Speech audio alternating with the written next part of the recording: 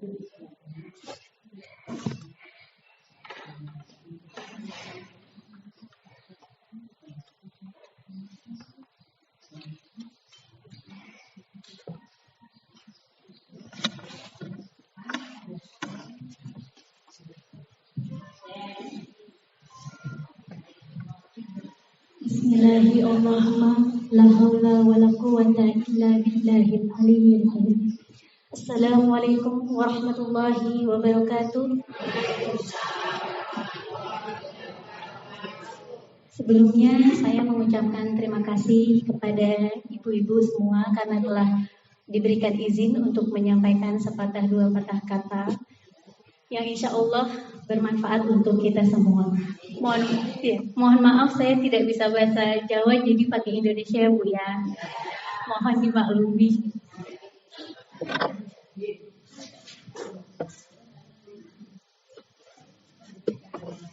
Alhamdulillahirabbil alamin wa bihi nasta'inu ala umuri dunya waddin wassalatu wassalamu ala asrofil anbiya'i wal mursalin wa ala alihi wa sahbihi ajma'in. Amma ba'd.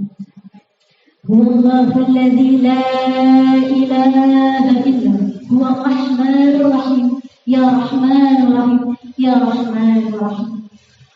Allahumma salli ala Sayyidina Muhammad wa ala ali Sayyidina Muhammad kama sallaita ala Sayyidina Ibrahim wa ala ali Sayyidina Ibrahim.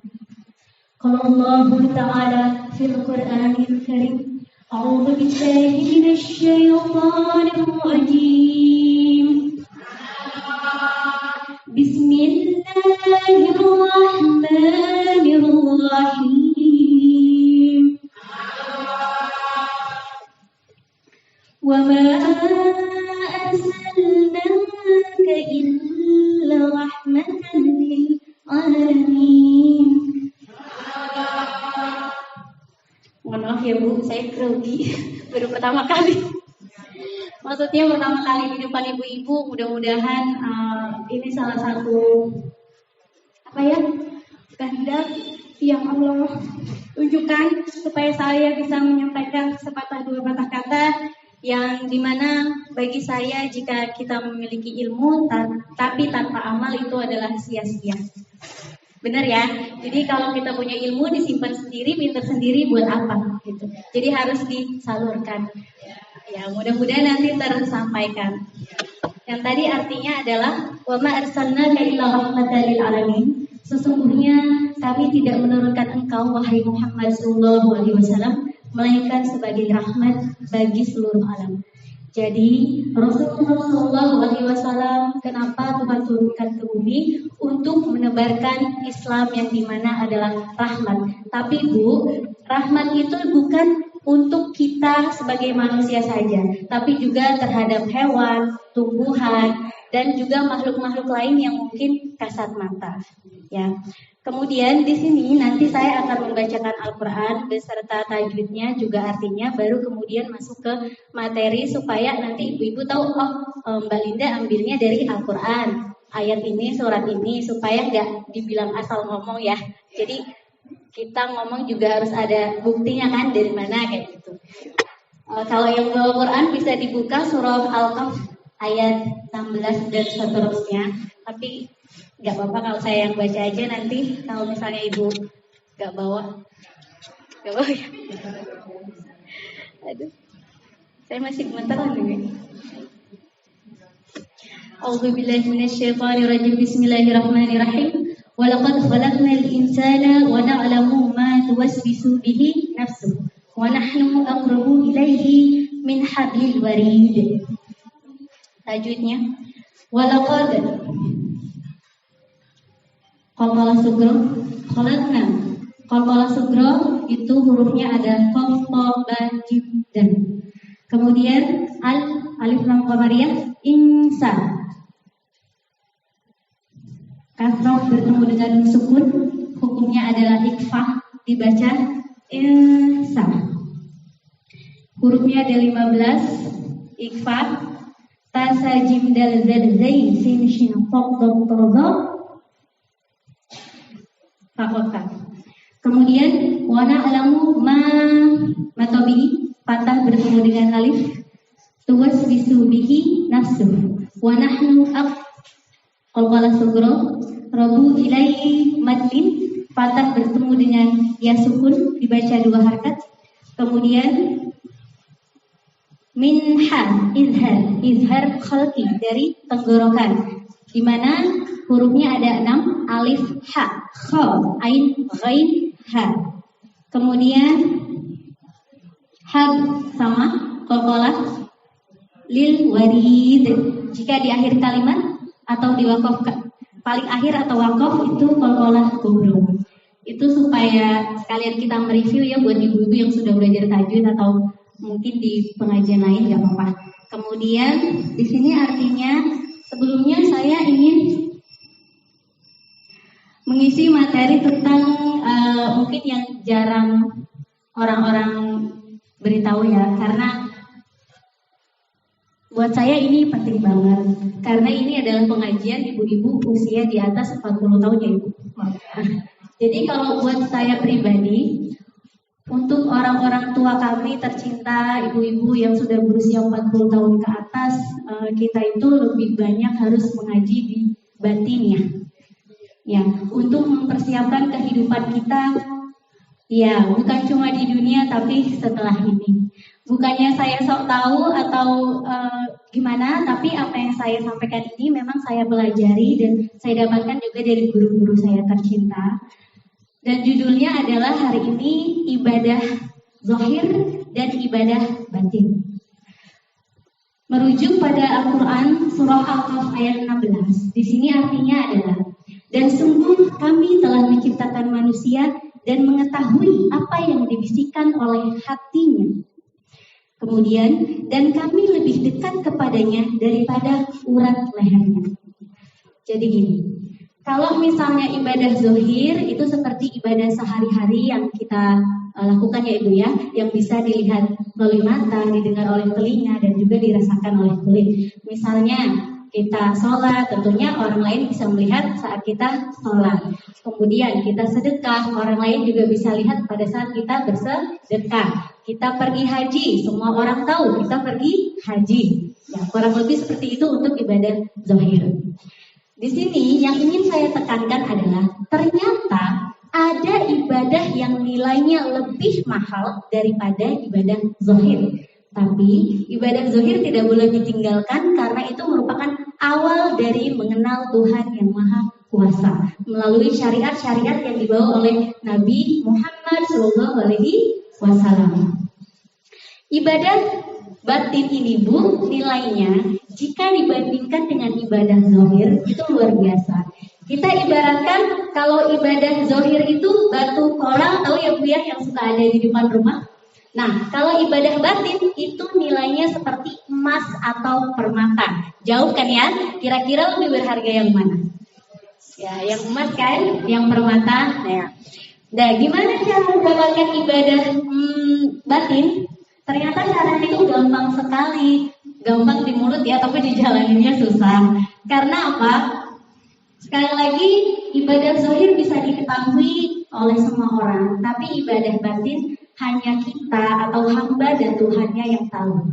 Ya, itulah mengapa nilainya sangat mahal. Seperti yang tertera pada arti dari surat Al-Kahf ini. Sesungguhnya Tuhan mengetahui apa yang dibisikkan di hatimu. Jadi kita ngaji bareng-bareng, belajar bareng-bareng. Saya pun juga masih belajar. Dan caranya untuk mendapatkan ibadah batin ini itu apa? Yang pertama, kita harus membersihkan hati kita dari segala macam penyakit hati. Murah ya Bu, nggak pakai bayar, nggak pakai harus nyiapin mukena, nggak pakai harus nyiapin segala macam, tapi kita cuma suruh bersihin hati. Ya, jadi itu kalau misalnya di hati kita itu kotor, itu merupakan hijab terhadap Tuhan yang Maha Kuasa. Itulah mengapa salah satu alasan doa-doa kita itu jarang terkabul gitu. Nah, tadi ibadah batin itu ya menghindarkan diri dari yang namanya iri kayak gitu, dengki, kemudian apa ya, kadang-kadang kalau kita ketemu orang nggak suka aja gitu ya ngelihatnya, padahal kita belum tahu kayak apa gitu. Makanya don't judge someone from the cover kayak gitu. Jangan lihat seseorang itu dari luarnya aja, depannya aja, karena untuk menilai seseorang itu kita butuh waktu kurang lebih 3 bulan kayak gitu ya, baru kita bisa tahu oh dia orang begini, oh ini begini. Karena apa? Karena belum tentu orang yang kita lihat di jalan-jalan, misal ya Bu, mohon maaf, seperti preman atau mungkin orang-orang yang kerjaannya mungkin di pinggir jalan mabuk atau segala macam, belum tentu hati mereka itu lebih bersih dari kita gitu. Jadi menurut saya pelajaran ini adalah sangat penting. Karena apa? Jika nilainya saja, perbandingannya saja itu jauh antara batu koral dengan emas gitu. Nah, ketika kita mampu menjaga diri kita dari perasaan iri, kemudian dengki, kemudian kita benar-benar jaga hati kita, karena yang maha mengetahui hati kita itu hanya Tuhan yang maha kuasa ya. Jadi kalau misalnya ada orang bilang apa, ngomong apa, ya cukuplah kita aja sama Tuhan yang tahu bagaimana gitu. Itu lebih menguatkan dan mendekatkan diri kita kepada Tuhan yang Maha Kuasa. Di sini di lanjutan ayatnya langsung saja. Ingatlah ketika 2 malaikat mencatat perbuatannya. Nah, berarti apa yang berbisik di hatimu itu juga diketahui oleh dan di situ juga dicatat. Jadi kalau misalnya kita sedekah supaya biar dibilang ini, mungkin orang lain nggak tahu, taunya kita wah aja gitu ya, wah dia rajin sedekah, wah dia rajin sholat, wah dia gini-gini. Tapi ternyata di hatinya berbisik, ya ditulis, ya tetap dicatat. Makanya di situ, kalau di syariat ada orang-orang yang ketika meninggal nanti dia merugi. Karena apa? Karena amal perbuatan yang dilakukannya tidak dihadirkan hatinya. Jadi cuma ibaratnya kulitnya aja, wadahnya aja gitu. Jadi kalau saya lebih menekankan kepada gak cuma luarnya, tapi untuk mendapatkan nilai yang maksimal terhadap suatu amalan tertentu, kita harus hadirkan hati dalam keadaan apapun. Jadi kalau misalnya mau sholat, ya hatinya harus ke sholat, gak mikirin kunci ditaruh di mana ya gitu. Aduh, ini udah bayar apa belum ya gitu. Jadi langsung fokus kayak gitu. Kemudian lanjutannya, yang satu duduk di sebelah kanan dan yang lain di sebelah kiri. Gini ya ibu-ibu, kalau misalnya ini sebelum saya kasih tahu, saya itu sudah mempraktikkan. Jadi saya juga nggak berani kalau misalnya ngomong tapi tanpa praktek dulu gitu. Mudah-mudahan bermanfaat. Kalau misalnya ibu-ibu ada hajat atau mungkin kan kadang-kadang kita, aduh ini gimana sih caranya dalam menyelesaikan suatu permasalahan atau persoalan. Al-Quran ini inti kehidupan ibu. Al-Quran ini inti dari segala apapun yang ada di dunia. Jadi kalau misalnya kita mau menyelesaikan permasalahan kita tinggal baca Quran. Tapi ibu niatkan, biasanya setelah sholat atau mungkin sholat malam lebih bagus, itu ditutup, diniatin, misalnya summa ila nafsi, namanya siapa, kemudian dikasih Fatihah. Terus kan kadang kita punya masalah yang sampai kayaknya nggak bisa terselesaikan atau bikin pusing gitu ya. Itu ditutup, baca Fatihah, Bismillah, kemudian tawakal Allah, terus langsung dibuka. Misal ya saya contohin kayak gini, terus habis itu langsung dibuka, break. Nanti ada ayat-ayat yang itu langsung nyentuh ke hati kita. Biasanya kayak gitu. Dan itu biasanya rutin dipraktikkan kayak gitu ibu. Nah nanti bisa dicoba di rumah. Kalau mungkin yang sudah lebih berpengalaman, ya silakan sharing-sharing. Di sini saya hanya menyampaikan apa yang memang seharusnya saya sampaikan gitu ya. Dan saya juga senang banget karena bisa dikasih kesempatan, karena bisa berbagi ilmu dengan ibu-ibu yang tentunya lebih berpengalaman dari saya dan lebih ya mohon maaf lebih tua. Saya mohon maaf sekali jika ada kata-kata yang kurang berkenan di hati. Sekali lagi mohon maaf. Kemudian lanjut lagi, tidak ada suatu kata yang diucapkannya melainkan ada di sisinya malaikat pengawas yang selalu siap mencatat. Ibu-ibu percaya kan ya ada malaikat ya? Pernah lihat?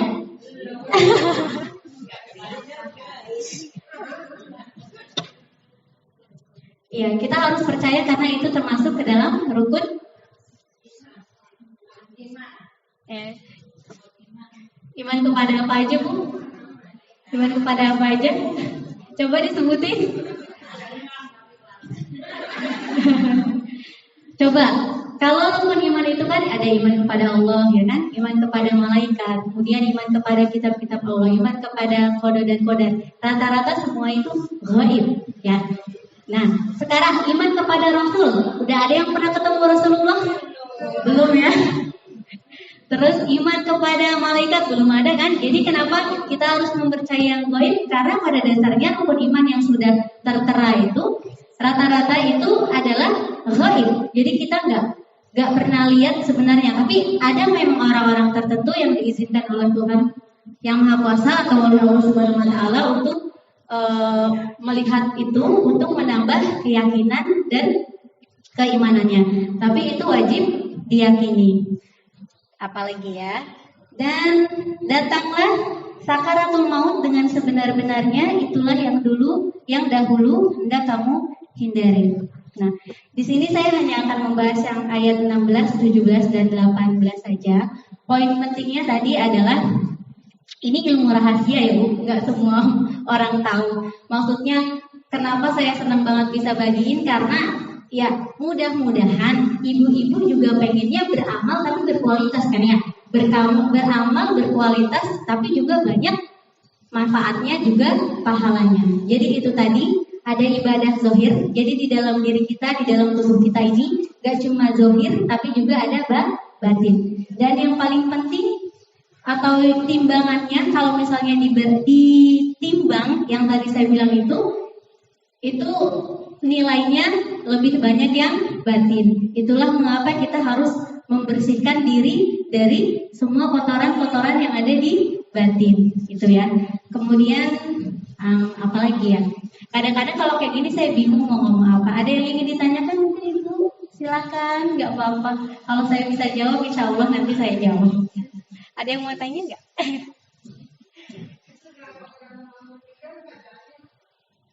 Maksudnya?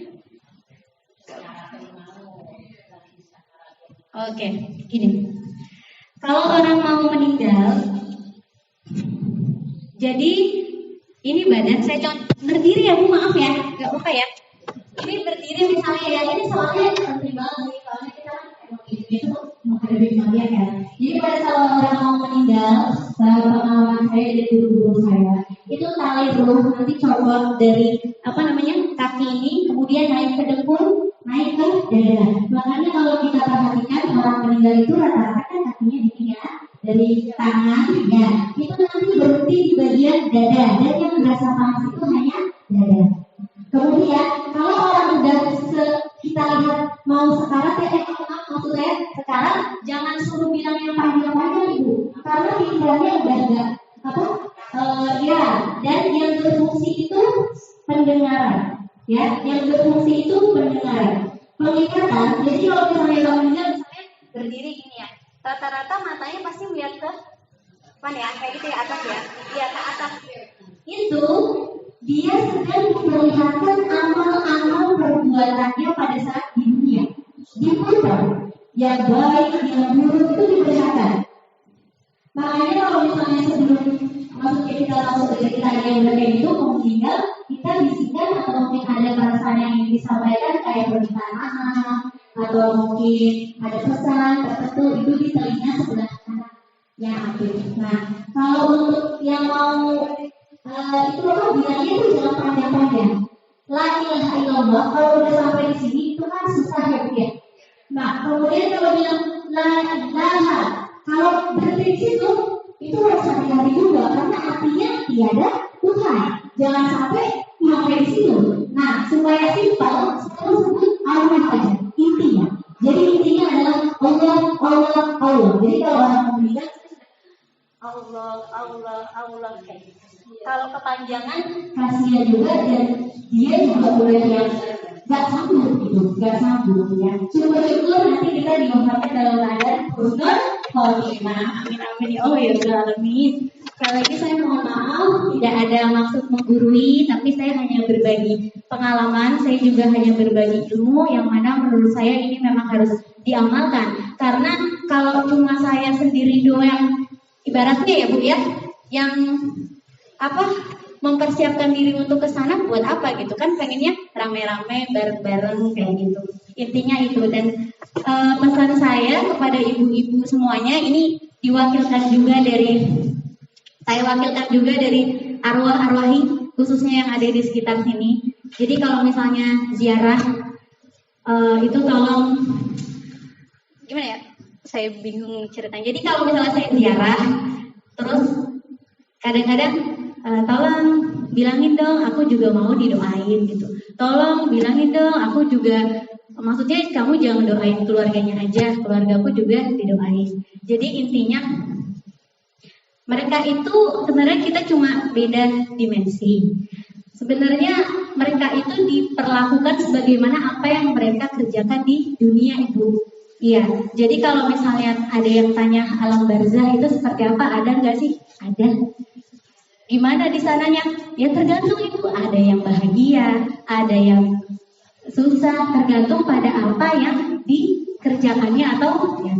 Kenapa sih kita nggak boleh lihat? Memang itu karena nggak untuk sebagian orang itu ada yang nggak kuat. Jadi kalau mereka tuh bilang pengen aku kalau kembali lagi ke dunia pengen banyak beramal gitu, aku pengen sedekah, cuma itu yang mereka bilang. Jadi mereka titip pesan ke saya, tolong disampaikan kami di sini orang-orang tua kami semuanya butuh doa-doa dari zuriyah yang masih ada di dunia.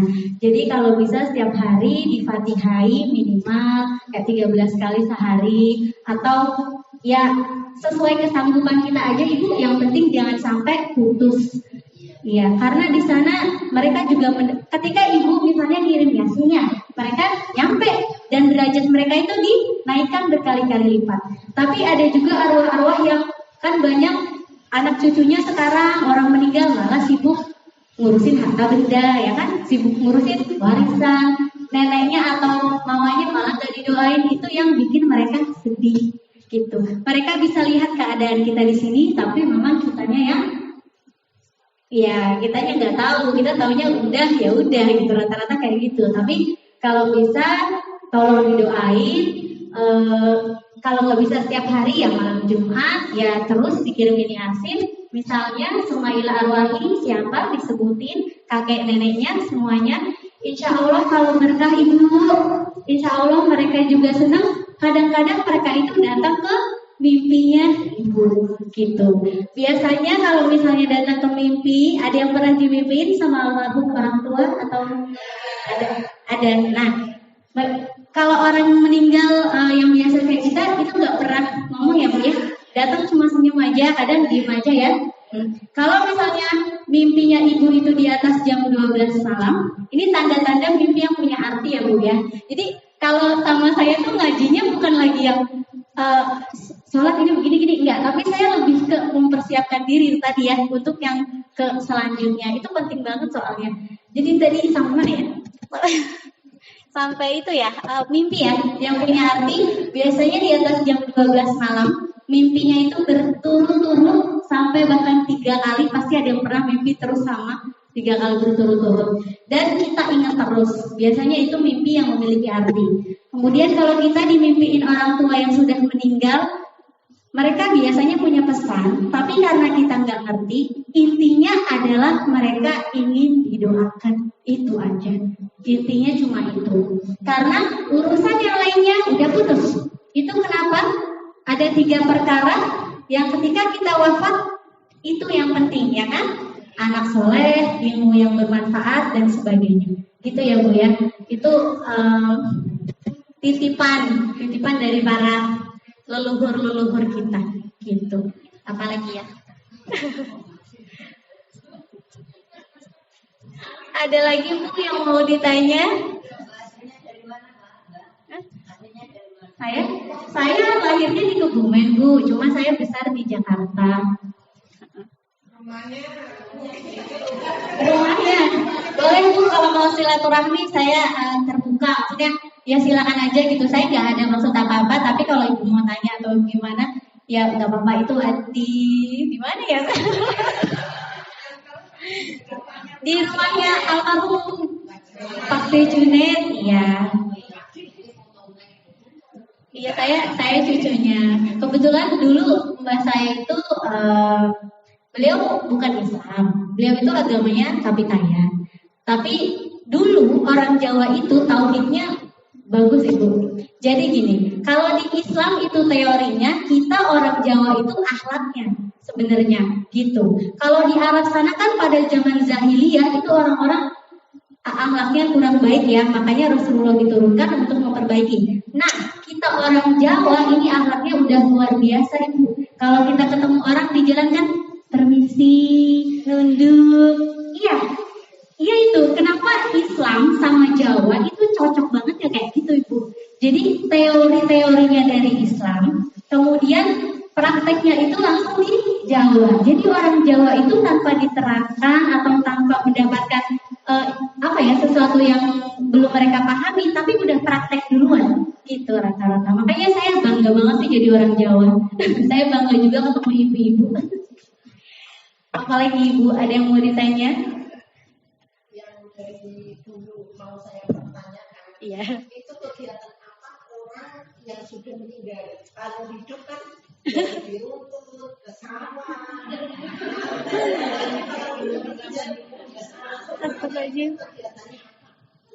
Oke.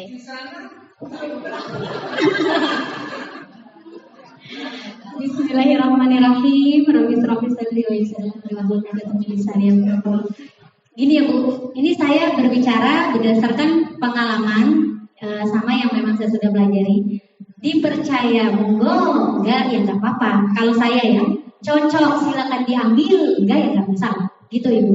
Jadi ambillah yang cocok menurut Ibu, ambil yang pas di hati. Kalau yang belum cocok tinggalin, atau kalau yang belum cocok simpan dulu. Karena enggak semua orang sama gitu kadar pemahamannya sama penyerapannya. Yang mudah-mudahan saya bisa menyampaikan dengan bahasa sesederhana mungkin supaya kita semua tuh tambah yakin. Jadi niat saya itu supaya kita tambah yakin kalau kita tuh nanti tuh bakalan pindah alam gitu, pindah dimensi, nggak cuma di sini. Pertanyaannya adalah apa sih yang mereka lakukan di alam sana? Aduh, cukup banyak ya.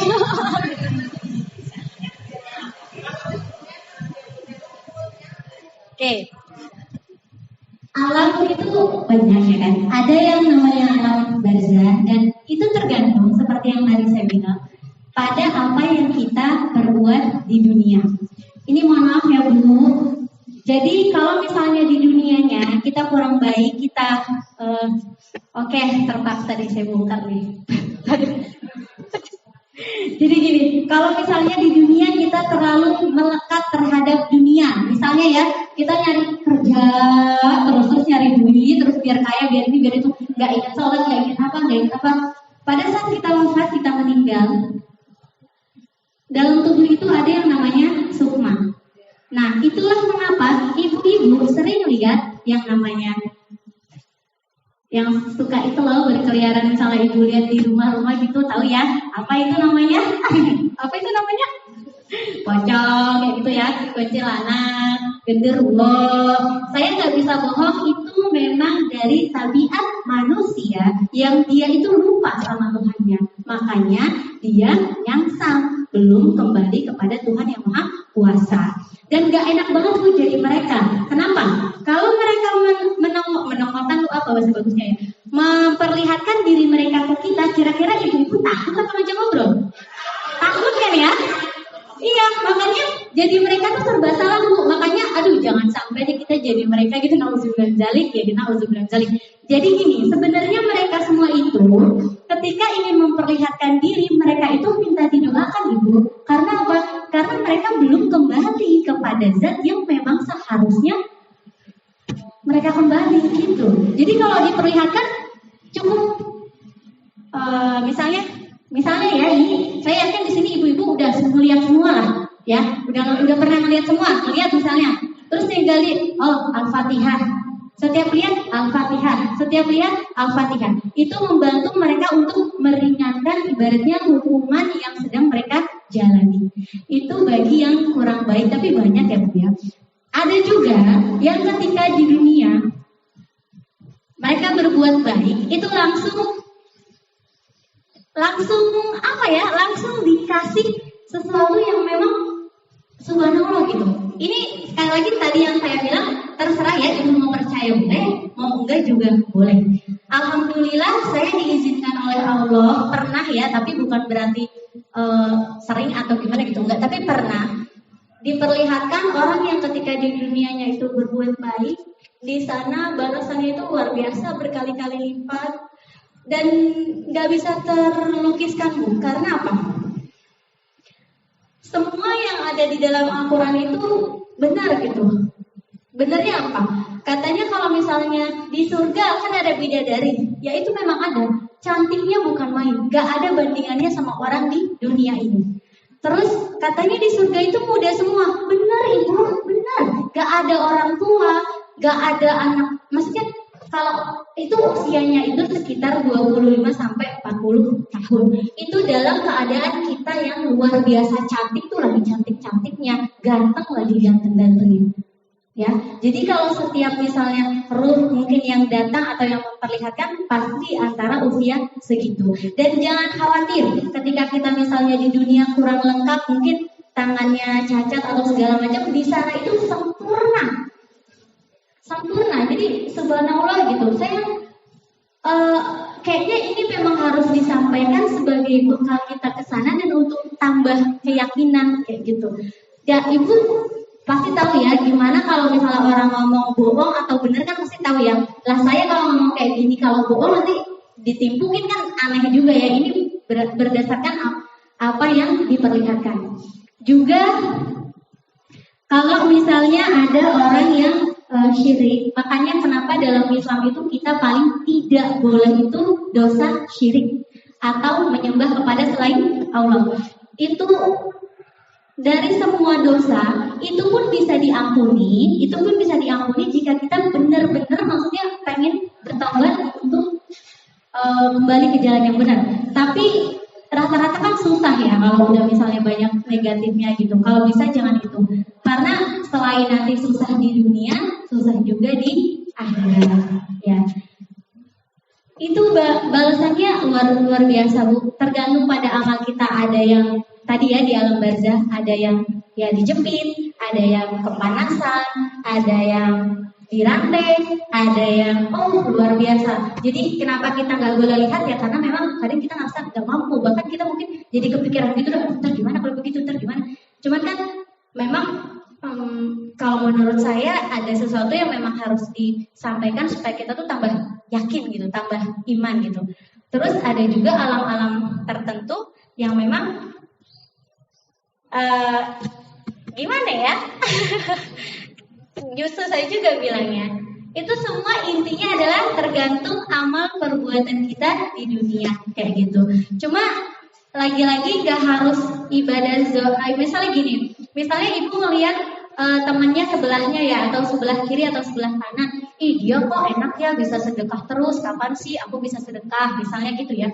Dia kok enak ya, rajin banget sholat tahajudnya, aku juga pengen tapi aku gak bisa. Jadi kita harus lihat ke dalam diri kita, apa amalan yang yang paling kira-kira tuh Allah ridho sama kita. Jadi tiap orang itu berbeda, itu biasa ya Bu ya.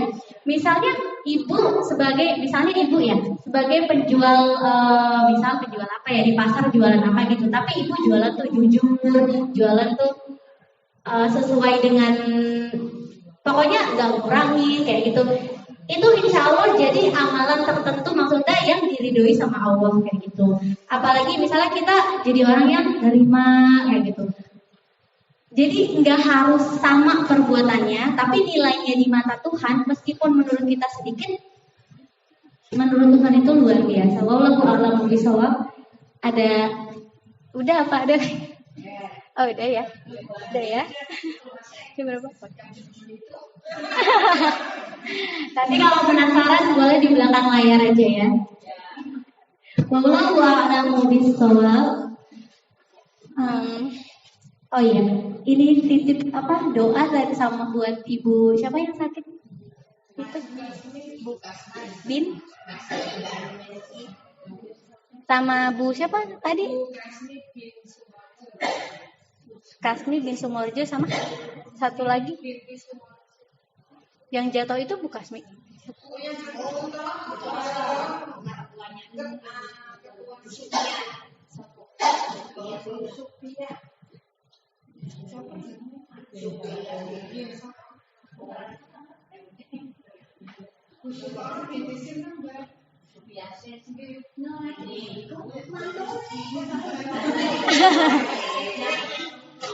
Ya, Bu siapa? Bin Fulan aja. Bu Supiah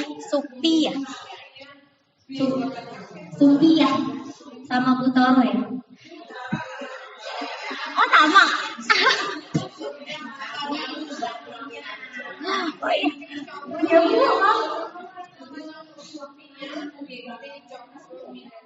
Satu lagi.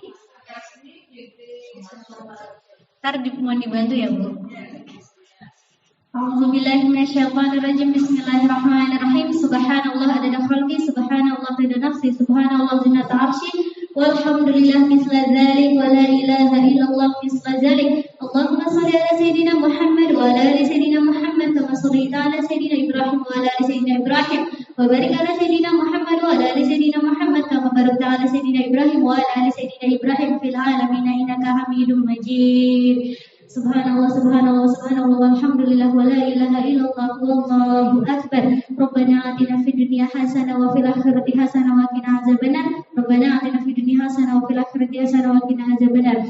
Wallahu alladzi la ilaha illa huwa ar-rahmanur rahim, ar-rahmanur rahim, ar-rahmanur rahim. Al-malikul quddus salamul mu'minul muhaiminul azizul jabbarul mutakabbir. Al-khaliqul bari'ul musawwirul ghaffarul qahhar. Al-wahhabur razzaqul fatahul alimul khabir. البسيط الخفيض الرفيع المعيد المذل السميع البصير الحكم العدل اللطيف الخبير الحليم العظيم الغفور الشكور العلي الكبير الحفيظ المقيت الحسيب الجليل الكريم الرقيب المجيب الواسع الحكيم الودود المجيد البائش الشهيد الحق الوكيل القوي المتين الولي الحميد المحصي المخرج المعين المحيي المميت الحي القيوم الواجد الماجد الواحد الاحد الصمد القادر المقتدر المقدم المؤخر الاول الاخر الظاهر البطين الوالي المتعالي البر التواب المستقيم الغفور الرؤوف مالك الملك ذو الجلال والاكرام المقسط الجامع الغني المغني من يغدر النافع النور الهادي بديع الباقي الوارث الرصيد الصبور. خصوصا ila ruhul jasadi Ibu Supiah Cokro Miharjo dan Ibu Binti Suwarjo. Mohon maaf ya Ibu, tak tahu lah nggak mungkin ketukar pasti tahu. Mau minta kasih doanya supaya ibu kita tercinta diberikan kesembuhan ya. Diberikan kesehatan ya jasmani lahir batin dan bisa bergabung lagi dengan kita di kesempatan lain hari. Wallahu a'lam bishawab. Bismillahirrahmanirrahim. Al-Fatihah. A'udzu billahi minasyaitonir rajim. Bismillahirrahmanirrahim. Alhamdulillahi rabbil alamin arrahmanir rahim maliki yaumiddin. Iyyaka na'budu wa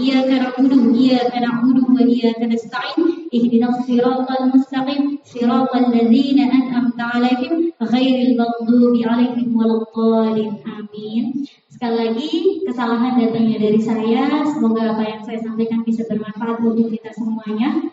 Saya mohon maaf jika ada kata-kata yang kurang berkenan di hati dan bahkan mungkin kurang pas. Mohon dimaklumi ya Ibu. Terima kasih. Wabillahi taufiq wal hidayah. Wassalamualaikum warahmatullahi wabarakatuh.